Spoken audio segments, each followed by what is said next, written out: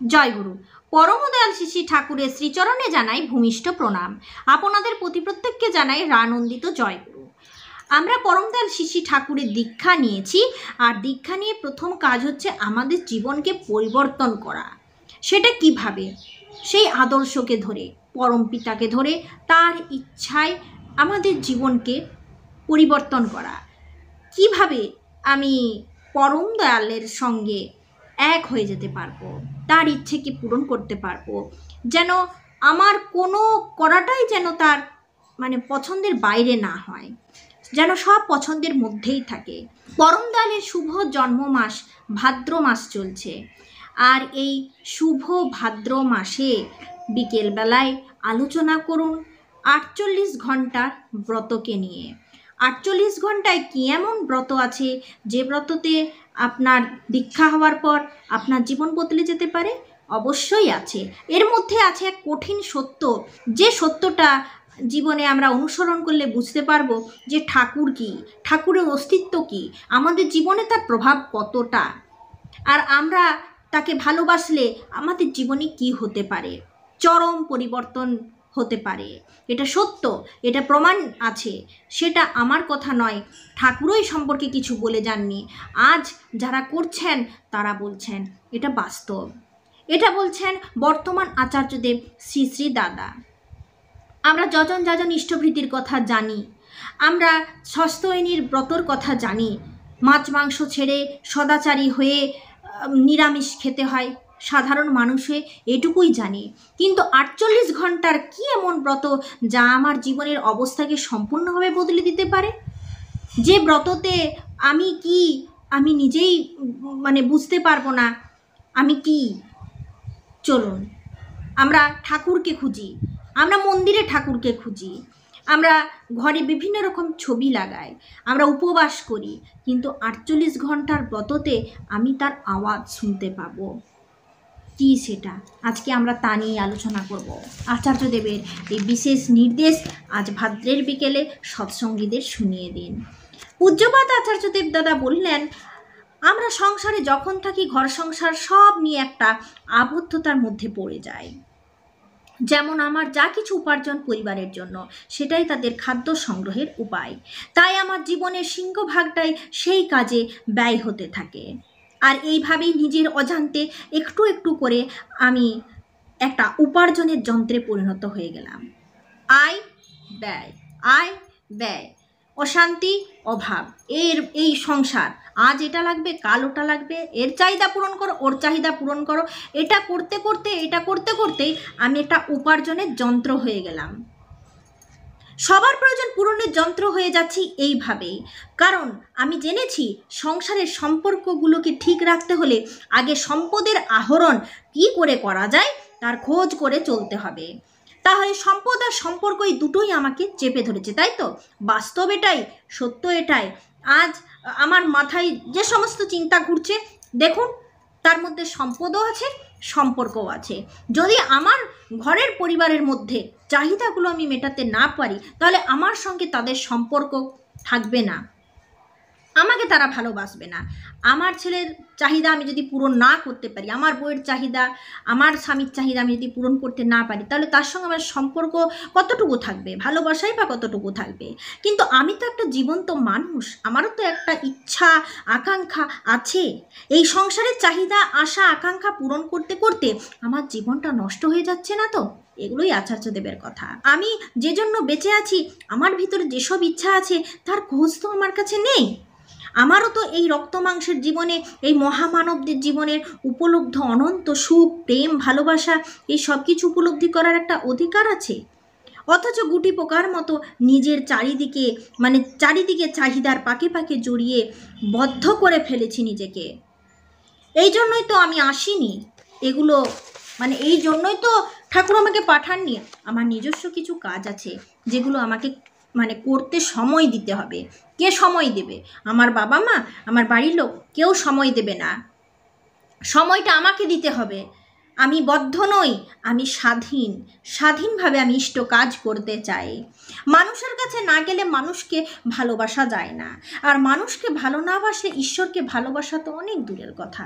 তাই প্রতিটা দাদা মায়েরা আপনারা একটা দিন করে বেরোবেন। আচার্যদেবের বিশেষ নির্দেশ, এটা আজ ভাদ্রের বিকেলে সৎসঙ্গে প্রত্যেকটা গুরু ভাই গুরু বোনদের জানিয়ে দেন, এই মুহূর্তে এখন আমাদের আচার্য সঙ্গ ছাড়া কিন্তু আর উপায় নেই, আমাদের বাঁচার কোনো রাস্তা নেই। আমরা ঠাকুরকে যদি পেতে চাই, তার চাহিদাগুলোকে পূরণ করতে চাই, ইষ্টধান্ধা যদি আমাদের মাথায় ঢুকাতে চাই, তাহলে আমাদের আচার্য সঙ্গ করতে হবে। ঠাকুর বাড়ি বারবার গেলে আচার্য সঙ্গ হয় না। আচার্য সঙ্গ করতে গেলে আচার্য নির্দেশ পালন করতে হয়, আচার্য ভীতি ভালোভাবে করতে হয়, তার প্রত্যেকটা নির্দেশ কাটায় কাটায় পালন করতে হয়। প্রতিটা দাদা প্রতিটা মায়েরা ঠাকুরের কাজ করবেন, এটা দাদার নির্দেশ। দেখবেন জীবনটা গুটি পোকার এই জ্বর থেকে একটু একটু করে বেরিয়ে আসছে।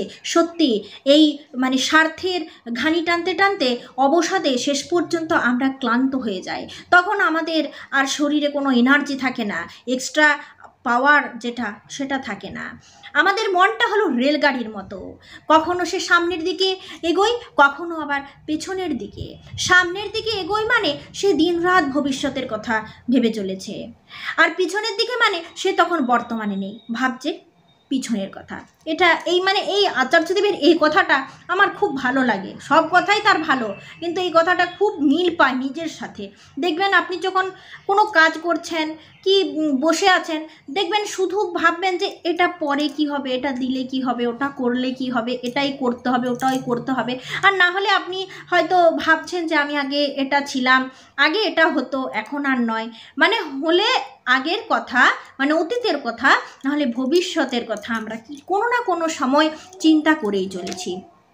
তাহলে পূর্ণভাবে সে কখনোই বর্তমানে থাকছে না। ওই সংসারের চিন্তা তাকে বর্তমানের উপলব্ধি করে সরিয়ে দিয়ে সব সময় অর্ধেক করে বাঁচিয়ে রাখছে।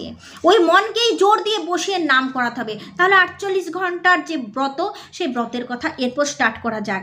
এটা আগে থেকে আচার্যদেব বলে আসছেন, এরপর আসছেন 48 ঘন্টার ব্রততে। পর্যাপ্ত পরিমাণে নাম, আমরা তো ঠাকুরের সেই বীজ মন্ত্র জানি, এই বীজ মন্ত্রের অনেকখানি শক্তি আছে, যা আপনাকে এক অবস্থা থেকে আরেক অবস্থা নিয়ে যেতে পারে, আপনার অবস্থার পরিবর্তন করতে পারে, আপনাকে অনেকখানি উন্নত করতে পারে, চঞ্চল জায়গা থেকে নিয়ে এসে আপনাকে এক জায়গায় বদ্ধ করে স্থির করতে পারে, অসম্ভব কাজকে অনেকখানি সম্ভব করতে পারে। এতটাই নামের পাওয়ার আছে। 48 ঘন্টা এরকম করলেই টের পাওয়া যাবে মনের পরিবর্তন ঘটে গেছে। সংসারের সব কিছুর মধ্যে থেকে মানুষকে ভালোবাসতে চেষ্টা করতে হবে। 48 ঘন্টার মধ্যে আপনার মানুষকে ভালোবাসতে ইচ্ছে করবে। একেই বলে বুক টান করে বাঁচা। আগে নিজের চাহিদা পূরণ করে তারপর অপরের চাহিদা যোগান দিতে যেতে হয়।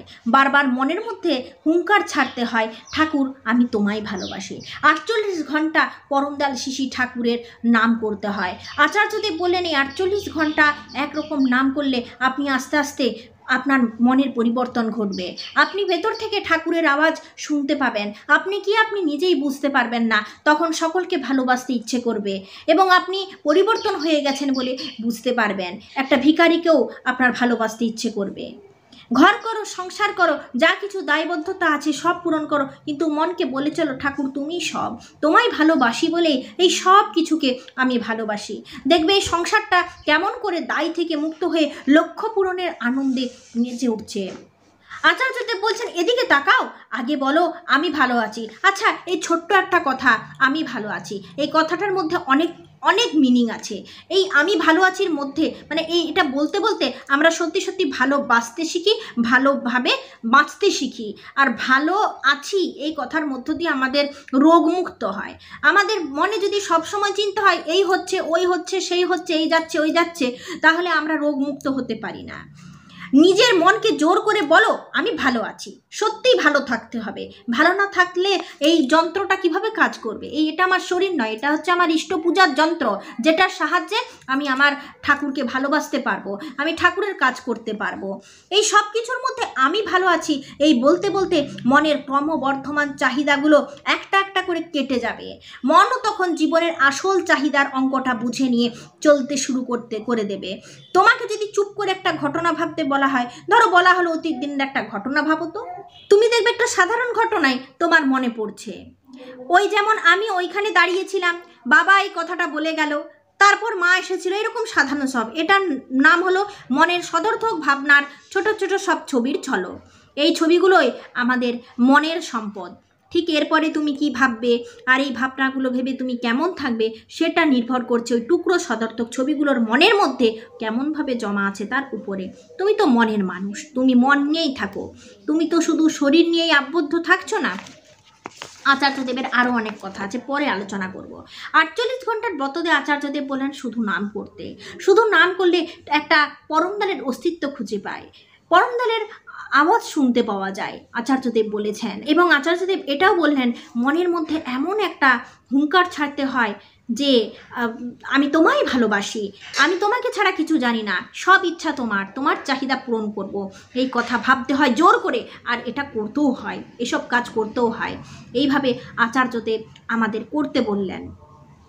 আচার্যদেব বললেন আমি নিজেই সত্যটা জানি, আমি নিজে করেছি।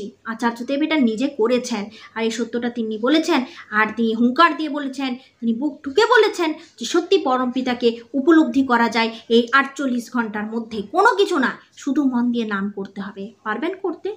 এই ব্রতটা কিন্তু কঠিন ব্রত, এটা যদি করা যায় মন অনেকখানি স্থির হয় আর পরমদালকে অনুভব করা যায়। এটা আমরা সকলে কিন্তু মুখে বলা সহজ, পারবো না।